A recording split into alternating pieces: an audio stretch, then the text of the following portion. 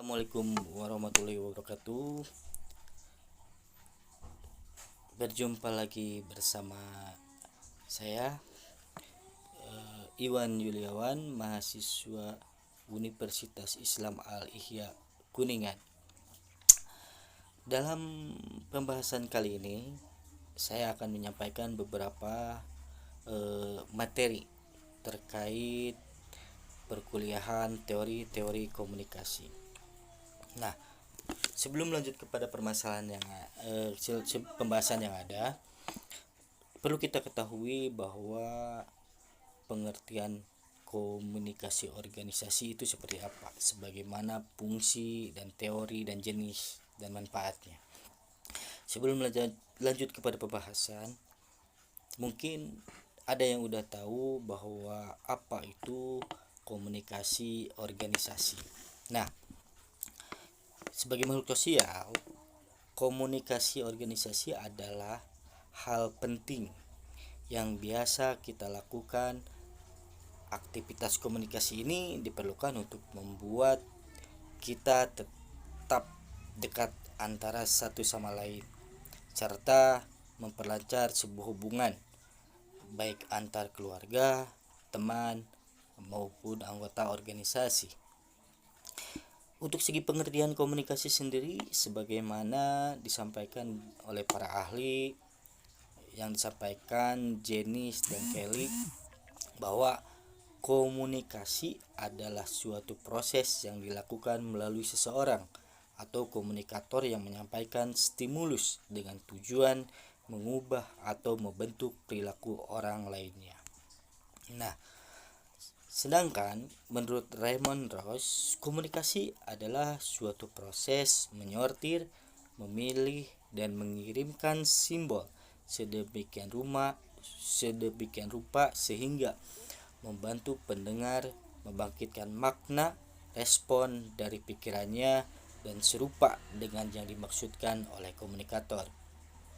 Sehingga dapat kita simpulkan bahwa komunikasi adalah proses mengirim, memilah, serta menerima simbol atau pesan dari seseorang atau lebih agar pesan tersebut dapat disampaikan dan dipahami oleh pendengar maupun lawan bicara.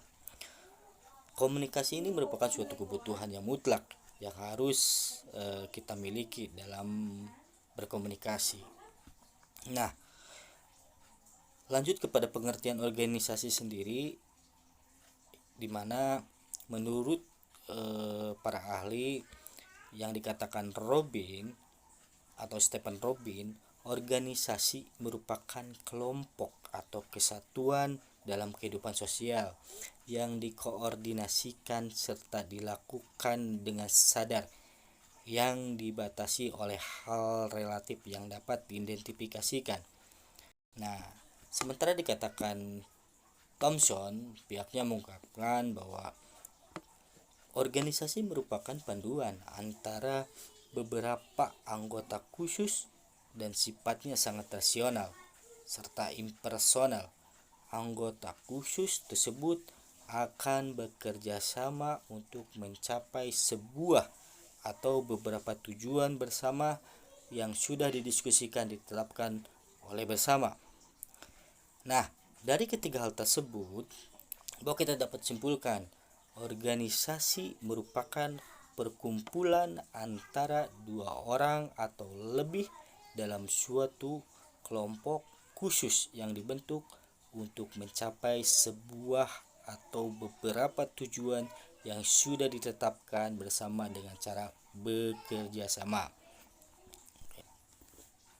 Nah, setelah mengetahui pengertian dan komunikasi serta organisasi, mari kita lanjutkan kepada pembahasan berikutnya. Pengertian komunikasi organisasi, menurut Goldaber, komunikasi adalah sebuah proses penciptaan serta saling menukar pesan dalam satu jaringan hubungan yang bergantung oleh satu sama lain untuk mengatasi lingkungan yang tidak pasti atau lingkungan yang berubah-ubah. Nah, sementara dikatakan Ron Rudlow berpendapat bahwa komunikasi organisasi adalah suatu program komunikasi pada kajian bidang public relation mengenai hubungan internal, hubungan pemerintah, dan hubungan investor dalam organisasi. Sedangkan dikatakan Depito berpendapat bahwa komunikasi organisasi merupakan sebuah usaha mengirim serta menerima pesan baik dalam kelompok formal maupun informal dalam suatu organisasi. Kat dan Kan berpendapat pula bahwa komunikasi organisasi adalah sebuah pengiriman atau pertukaran informasi dalam suatu organisasi sehingga dapat membentuk arus informasi. Nah, adanya komunikasi organisasi dapat memunculkan jaringan dalam organisasi tersebut. Teori dan jenis teori komunikasi organisasi. Nah, berikut teori dan jenis teori komunikasi organisasi. Yang pertama, teori struktural klasik. Teori pertama ini berkembang sejak tahun 1800-an dan dapat disebut sebagai teori mesin. Teori ini menjelaskan bahwa organisasi digambarkan sebagai sebuah lembaga yang sentral akan tugas-tugasnya serta memberikan petunjuk mekanis strukturalnya bersifat kaku, monoton, tanpa inovatif. Nah, terdapat 4 kondisi pokok dari teori ini, yaitu kekuasaan, saling melayani, doktrin, dan disiplin. Nah, yang kedua lanjut kepada teori neoklasik atau hubungan manusia. Nah, teori ini diperkenalkan oleh Elton Mayo dan muncul karena adanya ketidakpuasan dengan teori klasik atau teori mesin. Teori neoklasik mengacu pada pentingnya aspek psikologis serta sosial karyawan sebagai seseorang individu atau kelompok kerja. Teori ini telah dipastikan melalui percobaan yang dilakukan oleh Elton di pabrik Houghton pada tahun 1924. Hasil percobaan tersebut memperoleh kesimpulan bahwa penting memperhatikan upah insentif serta kondisi karyawan untuk mengingatkan produktivitas kerja. Nah, lanjut kepada teori ketiga yang mana teori puisi. Teori ini diperkenalkan oleh Bach dan pada tahun 1957 Argyris menyempurnakan pendapat Bach yang mana teori puisi berawal dari kesadaran Bach pada tahun 1950 mengenai kepuasan minat manusia yang berbeda-beda dalam suatu birokrasi maupun organisasi. Bach berpendapat bahwa organisasi pada tahap-tahap tertentu akan mempengaruhi seorang individu, sementara pada saat yang sama pula individu memberikan pengaruh pada organisasi yang diperkenalkan oleh organisasi. Nah, fenomena tersebut menyebabkan pegawai-pegawai menunjukkan ciri-ciri bentuk organisasi atau berorganisasi. Setiap jabatan yang dimiliki oleh pegawai menunjukkan keunikan serta memiliki ciri khas masing-masing organisasinya, sehingga dapat dimodifikasi sesuai dengan minat dan bakat khusus pegawai atau individu tersebut.